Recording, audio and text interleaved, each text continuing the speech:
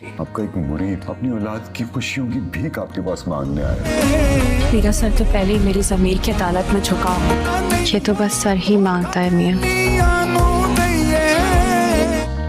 हमारे यहाँ गैर सैयदों में बेटी नहीं दी जाती। रिदा शेर को पसंद आ गई है, उससे शादी करना चाहता। मुझे मेरी बहन के लिए फहद का रिश्ता ठीक नहीं लग रहा, यहाँ बात खत्म हो जाती है। मैं चाहती हूँ कि नसीम का रिश्ता फहद से पक्का किया जाए। मेरी राय के खिलाफ कोई जाता है ना तो ऊसा चढ़ जाता है, बस इतनी सी बात थी। अगर यहाँ से मायूस भी गए ना, मैं खुश रहूंगा जिंदगी। मेरे बाप ने सबके सामने घुटनों पे बैठ के मेरी खुशियों की कीमत तो अदा की।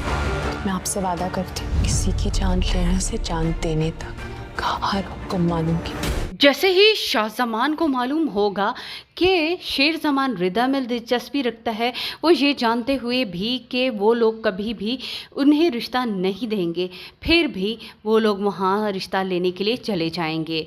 शेर जमान अपनी वालदा को जब ये बताएगा कि वो रिदा से बेइंतहा मोहब्बत करता है, तब वो उसे मना करेंगी कि वो लोग सैयद हैं और सैयद कभी भी गैर सैयदों में शादी नहीं करते। बेहतर यही है कि तुम अपने कदम यहीं पर रोक लो।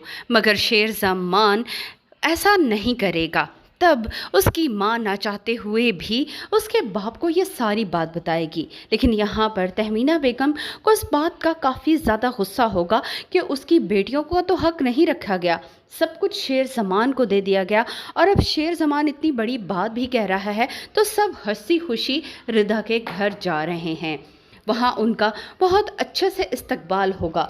मगर जैसे ही शाह जमान अपने बेटे का रिश्ता पेश करेगा, रिदा के वालिद को गुस्सा आ जाएगा और वो साफ मना कर देंगे कि वो सैयद हैं और गैर सैयदों में बेटी देना उनके यहाँ जुर्म समझा जाता है। शाह जमान उसके बाप से कहेंगे कि एक उम्मती अपने बेटे की खुशी चाहता है और सैयद ख़ानदान की लड़की को ब्याना चाहता है, क्या आप मुझे अपने दर से खाली हाथ भेज देंगे?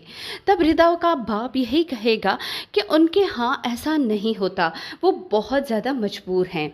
यहाँ पर वो लोग रिदा का रिश्ता लेने तो आए हैं, मगर किसी को भी ये यकीन नहीं है कि ये रिश्ता हो पाएगा या नहीं हो पाएगा।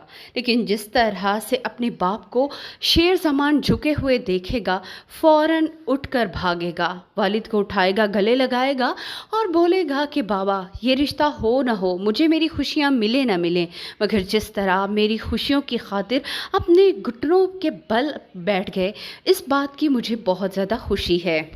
फजर अपने घर वापस तो आ गई है, मगर शौकत उससे बात नहीं कर रहा। तब वो बाप के कदमों में बैठ जाएगी, उसके घुटने पर हाथ रखेगी और बोलेगी कि बाबा आप मुझे माफ़ कर दें, अब मेरी ज़िंदगी आपकी है, इसके लिए मुझे आप जो हुक्म देंगे मैं वही करूँगी। किसी की जान लेने का भी कहेंगे तो भी मैं पीछे नहीं हटूँगी। और तभी शौकत के जहन में एक आइडिया आएगा।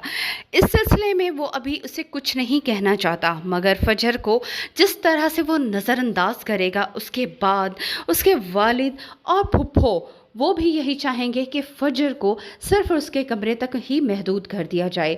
जो बदनामी होनी थी हो चुकी, वो लोग अपनी आबाई हवेली छोड़कर लाहौर भी आ गए, मगर ये बदनामी ज़्यादा देर तक यहाँ भी वो छुपा नहीं पाएंगे और ये बदनामी उनके ख़ानदान के लिए एक बहुत बड़ा दाग बन चुकी है।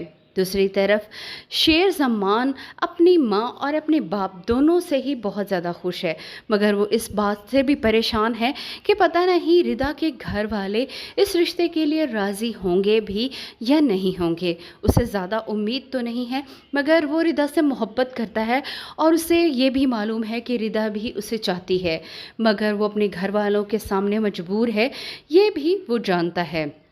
वजाहत भी अपनी फैमिली को लेकर लंदन शिफ्ट हो जाएगा। वो नहीं चाहता कि समीर इस माहौल में रहे और इस माहौल में रहकर वो नफ़रत सीखे। फजर बिल्कुल अकेली रह गई है। पहले उसकी चची उसका साथ देती थी, मगर आए रोज़ के फुप्पों के तानों ने उसका तो जैसे दिल ही छलनी करके रख दिया है। यहाँ पर शगुफ्ता अपनी बेटी फजर को अपनी माँ के घर ले जाना चाहती है, लेकिन वो यहाँ से जाना ही नहीं चाहती। तहमीना बेगम शेर को गले तो लगा लेंगी, मगर कभी भी वो उसे अपना बेटा तस्लीम नहीं करती। उन्हें लगता है कि अगर शेर ज़मान ना आता तो शायद उसकी बेटियों का हक यहाँ पर ज़्यादा होता। शाह ज़मान की सारी दौलत जायदाद पर सिर्फ और सिर्फ उसकी बेटियों का हक है, और इसके लिए वो बदर के साथ भी मिल जाएगी।